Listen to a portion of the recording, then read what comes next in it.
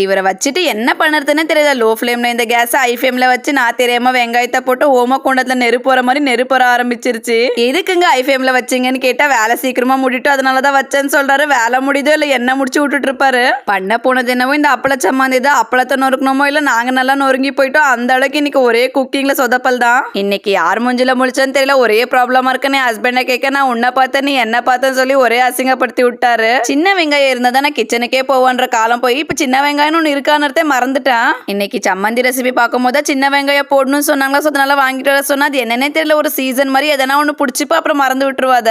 நானே கிட்டத்தட்ட 10 வானல் வச்சிருப்போம். இந்த தடுக்கா எதுக்கு வாங்கணும்னு வாங்காமலே வச்சிருந்தேன். பட் இந்த ஒரு தடுக்காவே இப்ப 10 வானல ரீப்ளேஸ் பண்ணுது. சோ வரக்கிறது பொரிக்கிறது எல்லாமே அதிலே பண்ணிடுறேன். இந்த அப்பளத்தை 4 கட் பண்ணி அதுல போட்டு பொரிச்சு எடுத்து அதுல பாதி உள்ள தள்ளிட்டு அதுக்கப்புறம் தான் சம்மந்திக்கே போட்டேன். என் ஹஸ்பண்ட் சைட் டிஷ் சரி மெயின் டிஷ் என்னன்னு கேட்டாரு. நீ வேற இதான் இன்னைக்கு மெயின் டிஷ், இன்னைக்கு லஞ்ச் இதோட வச்சு முடிச்சு விட்டுருவேன்னு சொல்லிட்டேன்.